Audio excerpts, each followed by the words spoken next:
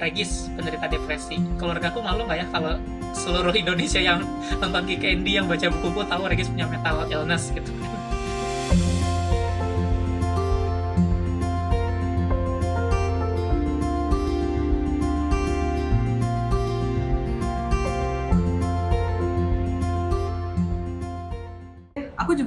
Aku juga ini sih, ketika aku juga cerita ke orang-orang juga mungkin mereka nggak akan nyangka gitu, karena di sosial media atau mungkin di panggung aku selalu menampakkan diri itu sebagai orang yang ya udah seorang Gabriela Fernandez yang membawa suasana, yang ngajak orang ikut nyanyi misalnya, nggak ada yang nyangka misalnya. Tapi kan sebenarnya itu juga yang sebenarnya terjadi di banyak public figure ya, yang ternyata ngalamin depresi dan bahkan baru ketahuan ketika mereka udah melakukan suicide gitu, kayak Robbie Williams, atau mungkin banyak apa sih yang kemarin di Korea yang baru bunuh diri juga tuh, Sul ya, Suli. Nggak ngikutin berita. Suli. Ya, dan Avicii juga misalnya. Avicii. Itu tuh bener-bener jadi tamparan buat banyak orang sih. Dan tapi tamparan itu sebenarnya juga menaikkan awareness gitu sebenarnya. Mirisnya gitu ya. Menaikkan awareness-nya ternyata harus dengan cara-cara yang cukup ekstrim ya, ironis sebenarnya. Tapi ya begitulah keadaannya saat ini gitu kan. Jadi oke, kita lanjut lagi ngobrol nih. Tapi sebenarnya kita udah ngobrol juga sih barusan. Oke. Kita balik lagi teman-teman di sesi kedua. Kita lanjut lagi ngobrol sama apa nih manggilnya? Kak Regis atau Regis aja ya? Regis aja. Pak Regis loh kan, Pak dosen. Pak Regis sih diubahnya. Oke. Kak Regis atau Regis aja, Regis. Aku mau refresh aja lagi. Kemarin itu kita udah sempat ngobrol. Tadi kita udah sempat ngobrolin tentang trennya mental health, baik itu di dunia maupun di Indonesia, dan gimana sih dampaknya gitu. Dan sebenarnya pengalaman pribadi kita berdua, aku dan Regis juga seperti apa sih menghadapi stigma masyarakat atau menghadapi kesadaran mental health yang masih rendah di Indonesia gitu. Nah sebenarnya aku tuh pengen nanya banyak hal lagi nih ke Regis nih tentang coming out sebenarnya. Nah, tadi tuh Regis kan udah sempet nyebutin nih tentang gimana sih Regis menyampaikan ke orang-orang bahwa Regis itu mempunyai mental illness tertentu atau mental apa ya istilahnya ya mental illness tertentu lah. Nah, boleh nggak sih Regis cerita coming out itu sebenarnya apa dan kenapa sih sebenarnya sampai istilah ini tuh merebak gitu, istilah ini tuh sampai jadi sering dipakai juga gitu. Oke. Secara historis aku nggak terlalu merhatiin ya, tapi yang aku pahamin sih sebenarnya istilah coming out itu kan untuk teman-teman dengan identitas gender dan orientasi seksual yang berbeda. Karena kan istilahnya mereka bersembunyi di balik kloset, terus mereka membuka diri mereka gitu. Mereka mengaku gitu bahwa mereka berbeda kayak gitu kan. Tapi akhirnya istilah coming out itu jadi lebih dipakai oleh banyak hal gitu, lebih luas lagi, termasuk untuk mental illness. Intinya untuk sesuatu yang terstigma secara negatif. Kayak tadi di tahun 2018-an, 2017 kayak di Indonesia masih sangat aneh dan masih sangat tabu gitu kan. Ada orang bilang saya punya gangguan jiwa gitu kan. Karena istilah gangguan jiwa itu kan kayak udah kebanyakan orang gila. Terus kalau di film-film kan kayak psikopat yang ngebunuh misalkan, kayak padahal psikopat juga yang baik juga banyak. Jadi kesannya gangguan jiwa itu sesuatu yang menyeramkan dan udah di titik ekstrim gitu. Padahal orang sakit fisik, aku ada penyakit, ya udah kan bisa diabetes, bisa jantung, ya biasa aja kan. Tapi kalau udah gangguan jiwa tuh kayak super menyeramkan banget gitu. Jadi kesannya memalukan banget kayak gitu. Apalagi tadi kan kayak kalau laki-laki nggak boleh ngomongin emosi dan lain-lain, jadi itu lebih jadi beban lagi gitu. Masa laki-laki nggak boleh ngaku sedih. Jadi akhirnya ketika aku dapet diagnosis dan aku memang ready dan bodo amat gitu ya, akhirnya aku melakukan coming out mental illness dengan nulis artikel sampai dibaca 40.000 orang dan di-share sama ribuan orang gitu ya di sosial media waktu itu, dengan Regis yang Facebooknya baru punya teman 600 orang, nggak punya followers di Instagram baru kayak 400 orang gitu, tapi itu bisa dibaca sama puluhan ribu orang. Buatku itu wow kayak gitu. Ternyata banyak yang butuh informasi ini, karena ternyata semua orang justru mencari informasi ini. Biarpun komennya selang-seling sih antara yang menstigma secara negatif dan yang memberi dukungan dan menyatakan aku juga mengalami hal yang sama. Tapi lucu aja membaca perang-perang komentar itu sendiri gitu. Ternyata emang variasinya luas. Tapi ya aku nggak sendirian gitu. Banyak orang yang memang merasa sendirian dan mereka terjebak dalam kloset itu gitu. Mereka malu dengan kondisi mental health mereka, sehingga ketika ada orang yang coming out itu sort of menjadi oasis kali ya. Even yang coming out cuma seorang Regis yang kayak cuman alumni psikologi gitu kan, lagi S2 di Inggris, kayak kesannya wow banget. Even buat mereka itu comforting, itu jadi ternyata ada ya orang yang senasib kayak aku gitu. Jadi itu sih, kita keluar dari kloset dan kita membuka kondisi kita yang sebenarnya, yang biasanya itu dianggap memalukan dan tabu gitu.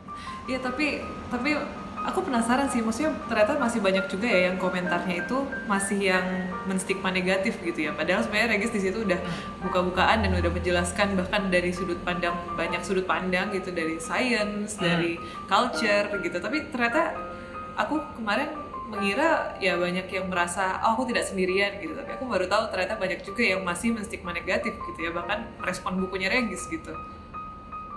Iya. Sebenarnya waktu di sosial media itu kan tahun 2017 ya, jadi masih kayak 60-40 lah. Ada yang mendukung gitu 60 orang, ada yang come out juga, 40-nya yang negatif. Di Line juga kayak gitu, di Facebook juga. Tapi ketika aku nulis artikel lagi, ngebahas kelanjutannya, bisa dibilang komen negatif berkurang sih, kayak tinggal 10%. Itu pun komen negatif yang 10% diserang sama orang-orang lain yang merasa mereka punya mental illness juga, atau merasa mereka lebih teredukasi, mereka dalam tanda petik menyerang gitu kan komen-komen negatif itu. Jadi aku yang kayak, wow, dalam 2 tahun perubahannya udah sedrastis itu ya, gitu. Dan kalau bukuku, jujur aku nggak nerima komentar negatif yang menyerang Regis secara personal ya. Maksudnya, kalau kayak kritik di Goodreads tentang tulisan itu ya adalah beberapa. Tapi kalau orang yang menyerang Regis sebagai personal, kayak apa sih ini orang depresi, jujur aku belum mendengar sama sekali sih Gepal tentang buku. Mungkin ada, tapi itu nggak sampai telingaku gitu. Jadi aku pikir at least di circleku dan orang-orang yang membaca bukuku dan mengikuti sosial mediaku sudah lebih bisa paham dengan mental health itu sendiri. Prestasi juga sih. Gimana? Prestasi juga sih. Bisa tapi seru sih, aku jadi ngebayangin komen itu. Gimana ada 2 kubu netizen ya, biasa kan berperang sendiri gitu. Tapi itu menunjukkan banyak hal juga sih tentang state-nya, awareness-nya di sini itu seperti apa gitu saat itu gitu kan. Dan aku sebenarnya ini sih Gis, aku pengen bilang ini, ketika Regis juga come out dan menulis buku, kan aku kenal Regis sebelum Regis nulis buku ya, dan sebelum misalnya dunia tuh tahu Regis tuh penyintas depresi gitu. Nah itu tuh melihat prosesnya Regis dan sampai di titik Regis coming out dengan mempublikasi buku itu juga, aku tuh juga jadi inspired gitu loh guys.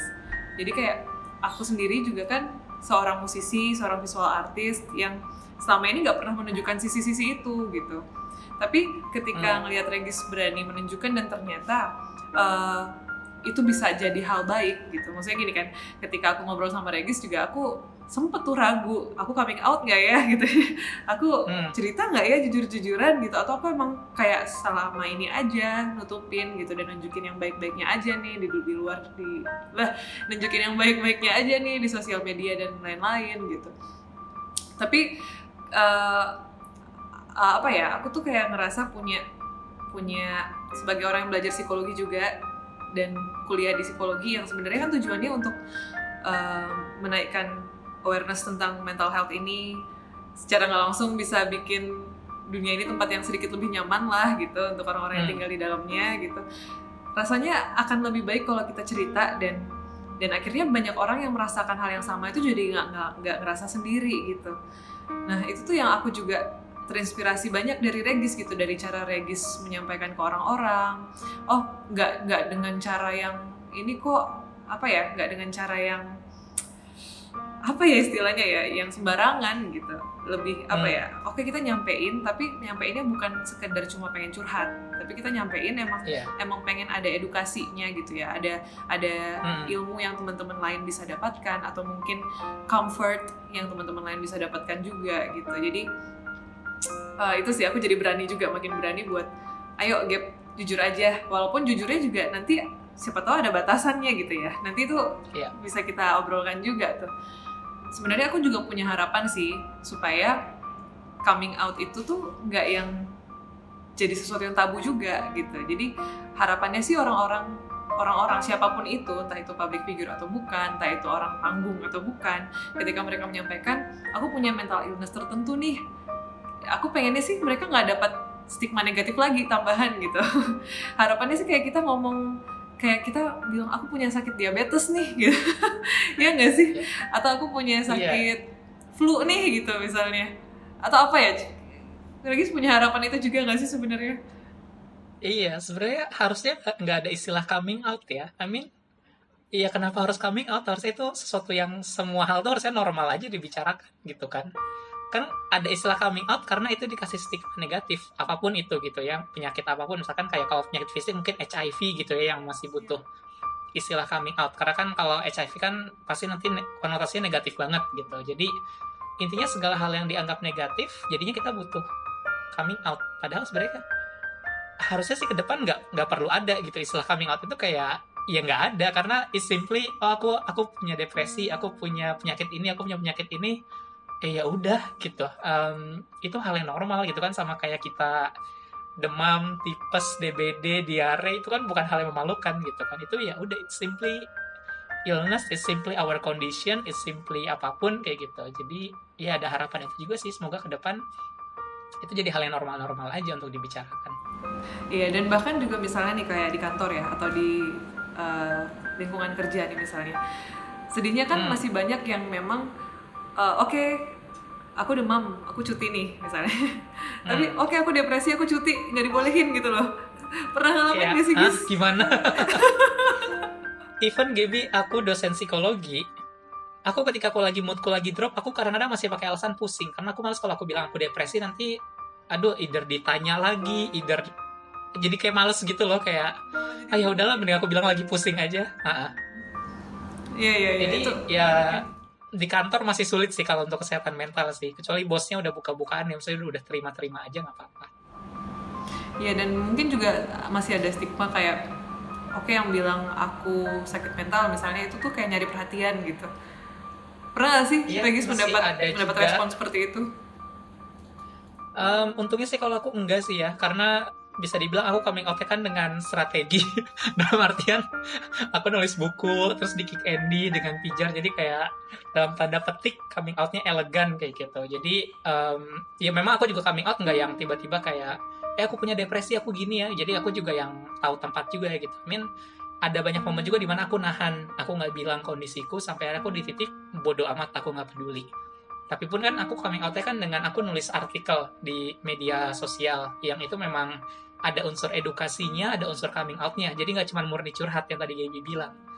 Gitu sih. Jadi aku juga, in a way, aku memilih coming out yang dalam bahasaku ada strateginya gitu. Jadi aku nggak pengen tampil sebagai cuman Regis yang curhat, oh punya gangguan jiwa, oh begini, tapi aku ngasih edukasi. Dan aku bahkan pertama kali coming out, Gaby, di artikelku aku nulis penulis Regis Mahdi, mahasiswa berprestasi UGM, psikologi UGM, sedang studi Master of Global Mental Health di Glasgow, pendiri Pijar Psikologi. Jadi even aku berusaha counter gitu bahwa oke, aku punya gangguan jiwa tapi aku punya sisi lain.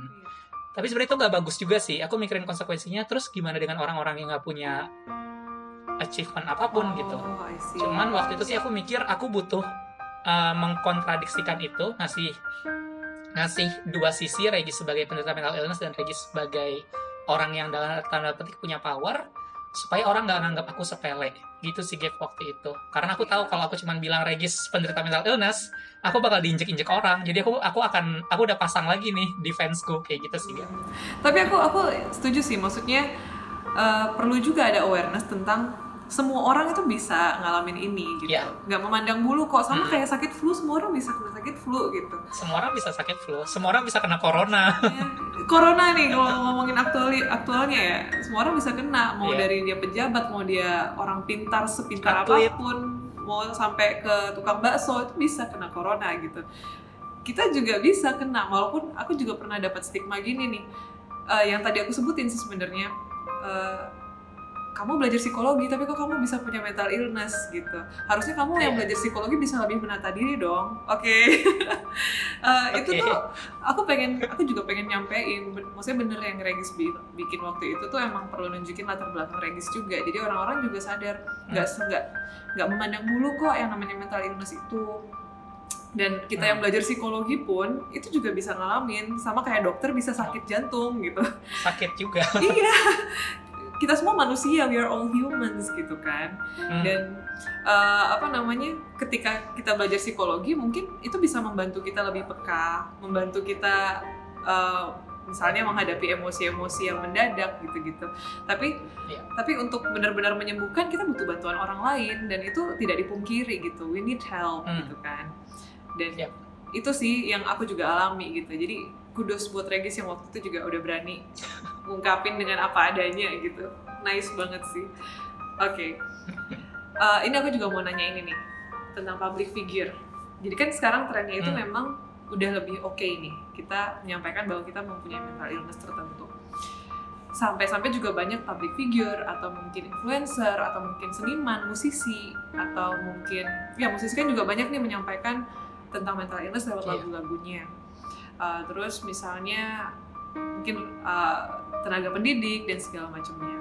Nah, cuman ada nggak sih kemungkinan tentang romanticizing mental illness, atau mungkin menjadikan mental illness ini sebagai sesuatu yang justru keren gitu, sesuatu yang justru malah yang emang lagi tren saat itu gitu, atau mungkin public figure yang ini tuh dia punya mental illness loh, jangan-jangan ada juga yang ngikut-ngikutin gitu, malah yang dia nggak punya malah ngaku-ngaku punya gitu, karena merasa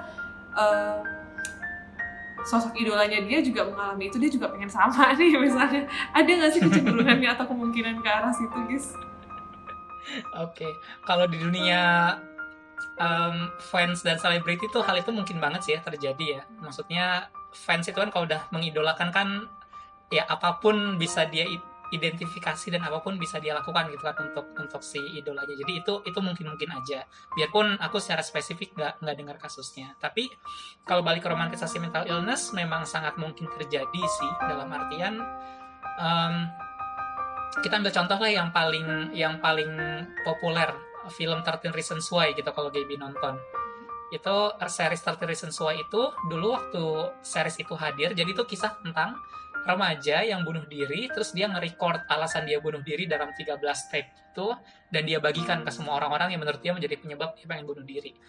Itu satu sisi tujuannya mungkin edukasi, tapi itu ada unsur romantisasi, kesannya kan kayak, ih keren nih si tokoh utama dia bunuh diri terus dia menghancurkan hidup orang-orang yang menghancurkan hidupnya kayak gitu, dengan ngirimin video tape recorder itu dan nyalahin mereka semua, dan videonya juga dikasih ke orang yang punya otoritas. Jadi dan akhirnya malah lebih banyak anak-anak remaja yang bunuh diri setelah series itu keluar. Ada penelitiannya bahkan Gaby, aku lupa ada kenaikan berapa persen gitu, tapi kayak hampir 10% kenaikan bunuh diri remaja setelah series itu keluar.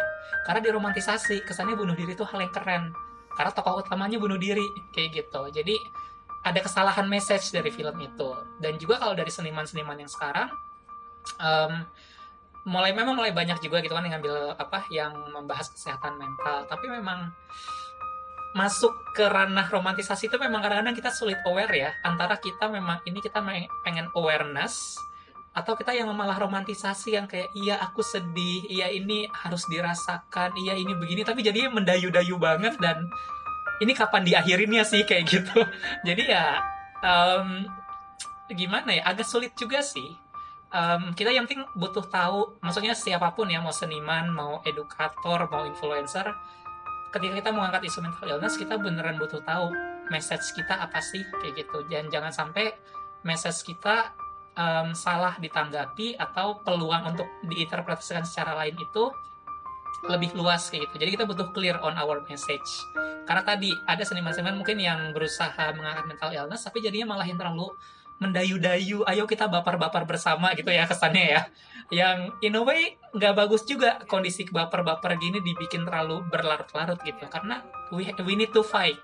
Oke, merasakan dengan mengakui, oke, tapi jangan terlalu yang mendayu-dayu dan terlalu lama juga gitu. Jadi message-nya butuh clear, dan karena kita butuh feedback orang sih. Oke nggak sih aku berkarya seperti ini gitu. Karena even untuk bukuku pun dulu aku bisa jadi hampir terjebak ke arah sana juga gitu, jadi terlalu yang full curhat dan terlalu mendayu-dayu. Terus aku pikir no, this is not my message. My message adalah edukasi dengan sedikit cerita, bukan cerita yang terlalu banyak dan bukan yang mengharapkan respon dari masyarakat yang gimana-gimana, kayak gitu sih.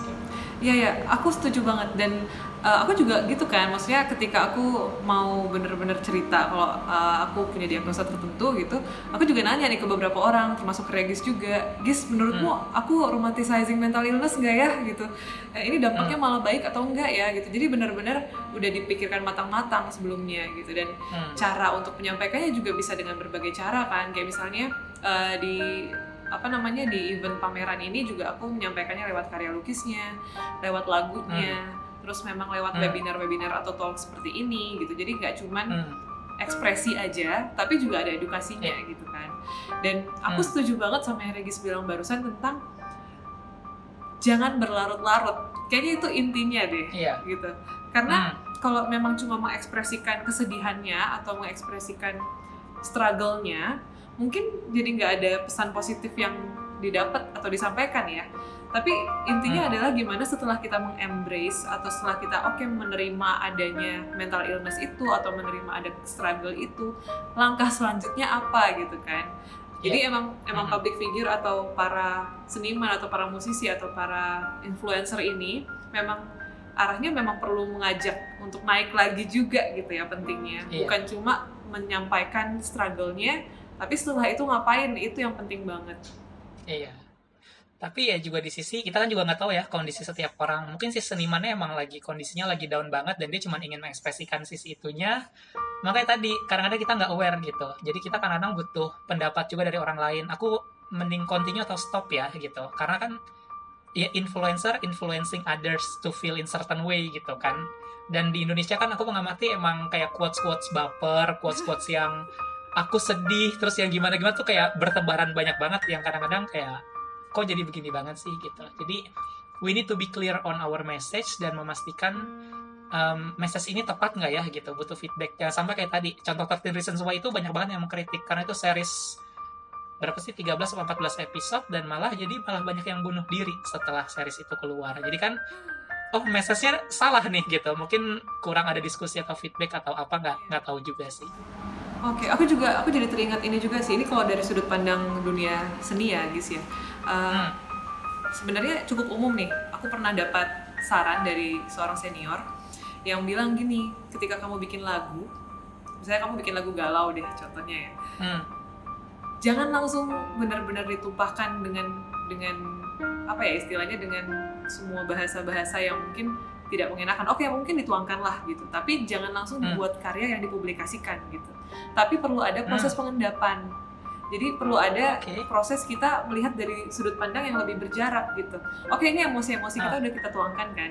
Terus mungkin itu bentuknya masih sangat-sangat raw gitu. Masih sangat-sangat bisa interpretasinya macam-macam sekali gitu. Nah, tapi setelah itu kita mungkin perlu mengambil waktu atau mengambil jarak atau mungkin mengambil sudut pandang lain sehingga setelah itu bahan yang masih raw ini bisa kita olah gitu. Sehingga dia tidak benar-benar ya raw mentahan seperti itu gitu. Kita udah bisa mungkin nih ketika waktunya sudah ada jaraknya, kita udah bisa lebih tenang misalnya, atau mungkin kita udah bisa di titik dimana mental state kita sudah lebih baik, atau mungkin kita sudah seek for help, kita udah mendapatkan solusinya, sehingga ketika kita melihat kembali ke bahan mentahan ini, emosi-emosi ini, kita bisa mengolahnya menjadi sesuatu yang lebih positif ya, mungkin ya apa ya istilahnya, lebih bisa bermanfaat lah gitu, bukan cuma sekedar tumpahan rasa aja gitu. Nah, aku rasa ini juga bisa diterapkan bukan cuma di dunia seni, lukis, musik, bikin lagu, tapi juga di dunia mental health ini ya. Jadi kayak gimana kalau kita mau menyampaikan sebuah rasa atau struggle kita olah dulu gitu, sebelum akhirnya kita bisa menyampaikan ke banyak orang. Nggak tahu ya, itu pendapatku sih. Setuju sih, karena maksudnya mental health ini kan risky ya, kita ngomongin pikiran dan emosi gitu ya. Jadi mungkin kita butuh lebih thoughtful, lebih mindful dalam menyampaikan pesan-pesan kita. Jangan sampai tadi, karena ini kita dealing dengan pikiran, emosi, jiwa, sesuatu yang sangat halus, dan kalau message-nya salah bisa kacau. Sama mungkin aku mau menambahkan ini sih, Gap. Tadi aku setuju banget sama proses berkaryamu itu dan nasihat yang kamu dapatkan. Dan satu hal lagi sih, tadi balik ke jangan sampai kita yang berlarut-larut. Jadi aku pernah di seminar ditanya, Mas Regis bangga nggak sama depresinya? Terus aku dengan clear aku menjawab, aku nggak bangga, tapi aku bersyukur sudah mengalami itu dan pernah mengalami itu. Karena itu state yang berbeda banget. Ketika kita bangga, it's romanticizing buatku. Ya oke sih, mungkin itu cara yang bagus gitu ya, bangga dengan identitas kita. Tapi aku bangga sebagai Regis, tapi aku nggak bangga dengan depresiku, cuman aku bersyukur gitu. Nah, yang aku takutkan dengan romantisasi mental illness adalah orang malah jadi bangga. Iya, aku tuh sedih, aku nangis-nangis ikut konser ini, aku nonton acara ini, baca caption ini. Iya, mau sampai kapan gitu. Jadi itu sih yang takutnya gitu ya. Jadinya malah bangga dengan penyakit terus malah nggak diobatin juga. Karena banyak kan yang bangga nulis statusnya saya penderita apa tapi juga nggak diobatin. What's the point? Itu kayak kamu kena kanker terus kayak iya saya kanker terus nggak berobat ke dokter. Iya, what's the point kayak gitu. Jadi itu sih Gaby. Ya begitulah intinya lah. Message-nya jangan salah. Aku juga merasa kemarin tuh harus berhati-hati banget, jangan sampai aku menempatkan label atau diagnosa aku itu sebagai sebuah pride gitu, atau sebuah piala yang aku tunjuk-tunjukin nih, atau sertifikat yang aku tunjuk-tunjukin nih. Jangan itu intinya gitu, tapi lebih ke habis itu ngapain gitu. Oke, aku udah tahu aku dapat diagnosa ini, habis itu ngapain, itu yang penting sih. Nah, setuju Gap. Aku suka dengan istilah piala itu. Mungkin itu yang aku lakukan ya selama ngisi seminar ya. Aku datang sebagai edukator dulu, tapi ketika aku ngerasa oke, kayaknya butuh tamparan keras nih audiens, baru aku bilang gitu. Aku punya gangguan jiwa dan aku hampir commit suicide. Jadi istilahnya bikin mereka kaget, tapi piala itu tuh bukan sesuatu yang aku tunjukin dari awal gitu. It's just a part of me but it's not the whole gitu. Dan ini bukan sesuatu yang perlu aku tunjukkan terus-terusan kayak gitu. Setuju. Oke, thank you banget guys. Aku pengen nanya satu hal terakhir. Jadi buat teman-teman yang nonton video ini, mungkin ada yang juga mengalami hal-hal tertentu yang mungkin kebingungan mau disampaikan atau tidak, mau dibuka atau tidak, mau coming out atau enggak. Nah sebenarnya titik tengahnya apa sih guys? Apakah ketika kita mengalami hal seperti ini, mental health issue ini, kita perlu menutup rapat-rapat, atau mungkin ada kita perlu menyampaikannya ke orang-orang, atau ada titik tengahnya? Seperti apa sih yang ideal atau yang masih sehat lah gitu, yang masih baik gitu? Sebenarnya kalau buatku sih nggak ada yang ideal ya, tergantung kondisi masing-masing gitu. Dalam artian balik, tujuan kita come out apa, message-nya apa untuk diri kita dan untuk orang lain. Kalau kita ngerasa kita adalah orang yang cuman butuh circle yang kecil, tapi kita punya mental illness dan kita punya circle yang kecil, misalkan ya udah come out ke 1 orang 2 orang aja sahabat kita gitu. Atau mungkin kalau emang itu relasinya dengan keluarga, mungkin ngaku ke kakak kita. Tapi itu in terms of kita butuh dukungan dan butuh melampiaskan, meluapkan perasaan kita yang kita kunci selama ini.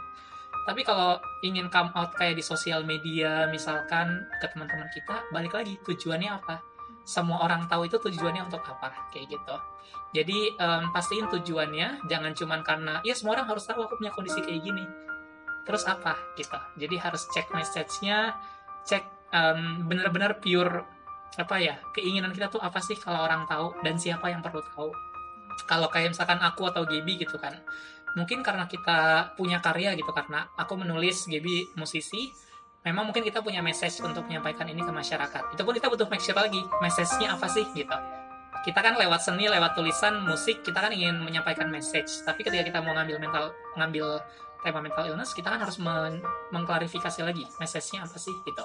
Nah, untuk siapapun, mau seniman, mau profesinya apapun, ketika ingin come out dalam bentuk karya atau sekedar curhat ke orang, pastikan kita paham bahwa kita punya tujuan yang jelas, entah minta dukungan atau entah ingin menyampaikan pesan.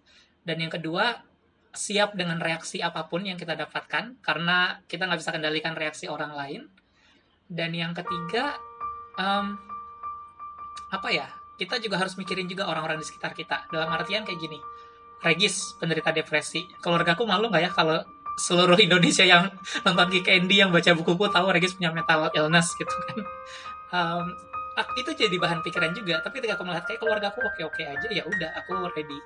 Tapi kalau kita ngerasa nanti keluarga kita mungkin akan malah jadi malu dan apa, juga mungkin kita butuh stop juga. Jadi again sih itu komunikasi, baca situasi, ya tadi banyak hal ya. Jadi reaksi orang-orang terdekat kita yang benar-benar dekat dengan kita dan akan terimbas dengan coming out kita. Sama yang terakhir adalah message kitanya apa, itu yang butuh dipertimbangkan. Ya, dan setiap orang pasti beda-beda ya situasinya guys, yang Beda-beda jadi banget. pertimbangannya juga beda-beda, pro dan kontranya apa, nggak bisa disamain nih. Oh, lihat Regis coming out nih, Gaby coming out gitu. Aku juga gitu. Padahal sebenarnya mungkin kebutuhannya beda gitu kan. Oke. Berarti memang melihat situasi masing-masing dan menilik lagi gitu ya kebutuhannya apa. Yap. Oke. Tapi seru sih. Aku diskusi sama Regis selalu dapat banyak hal, insight baru. Harapannya sih obrolan kita ini juga bukan bermanfaat buat kita aja gitu, tapi juga banyak orang yang menontonnya. Dan kalau misalnya ada teman-teman yang mau nanya atau mungkin pengen diskusi atau mungkin justru Pijar masih buka konseling psikologi. Nah, kami masih rehat dan kayaknya sebenarnya Pijar mau tutup konselingnya sih, karena sekarang udah banyak banget yang menyediakan konseling, jadi kami mau fokus ke edukasinya aja biar tenaganya lebih maksimal di edukasi. Oke, berarti sebenarnya teman-teman pesan dari kita, mungkin kita kasih pesan closing aja kali ya guys ya. Kalau dari aku sendiri sih, dari Regis dulu aja deh, boleh kasih pesan closingnya dulu. Pesan closing apa ya? Aku tuh paling bingung kalau diminta kasih pesan closing.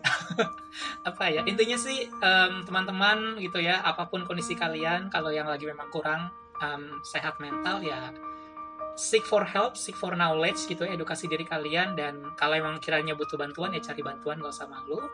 Kalau buat orang-orang yang tidak mengalami dan kalian nonton ini, luar biasa gitu ya, semoga bisa lebih peka dan bisa aware gitu, dan mungkin bisa campaign, maksudnya sebarin edukasi kesehatan mental. Bisa jadi teman-teman di sekitar kalian akan approach kalian yang merasa aman gitu, karena ini PR semua orang gitu. Even influencer sebanyak apapun juga ini nggak cukup. Yang kita butuhkan adalah setiap orang aware, peduli, dan gak judgmental terhadap kondisi kesehatan mental orang-orang di sekitarnya dan kesehatan mental dirinya sendiri.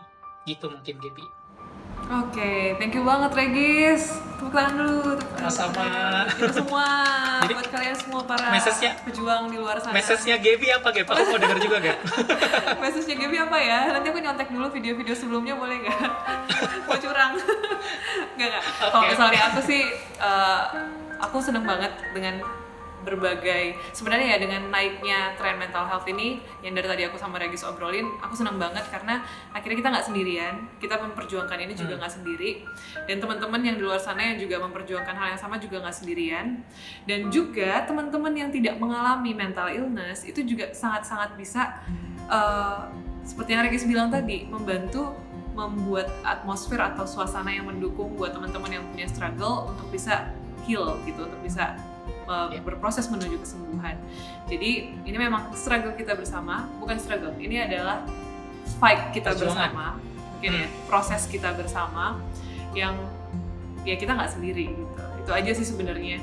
Dan buat teman-teman yang juga ngalamin, pesan dari kami berdua itu tadi, jangan samakan dirimu dengan orang lain, dengan siapapun atau siapapun who you look up to gitu, karena ceritanya pasti berbeda, kebutuhannya berbeda.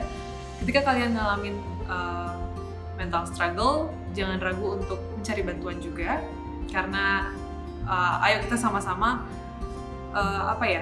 menunjukkan bahwa itu adalah sesuatu yang normal, bukan sesuatu yang perlu ditakuti atau jadi malu karena hal itu gitu. Jadi itu aja sih kalau dari aku, struggle teman-teman, struggle kita semua, semoga semua bergerak ke arah yang lebih baik. Untuk kalian semua yang nonton juga, dan untuk Regis juga, thank you banget udah diajak ngobrol. Aku seneng banget ngobrol bareng Regis. Lain kali kita bakal ngobrol-ngobrol lagi. Semoga buku-buku selanjutnya atau pergerakan-pergerakan selanjutnya juga bisa semakin memberi kebaikan bagi banyak orang. Amin. Thank you juga, Gaby. Iya. Sudah mengundang. Oke deh, thank you Regis ya. Selamat melanjutkan kegiatan. Sampai bertemu lagi di lain kesempatan. Thank you, Gaby. Dadah semuanya.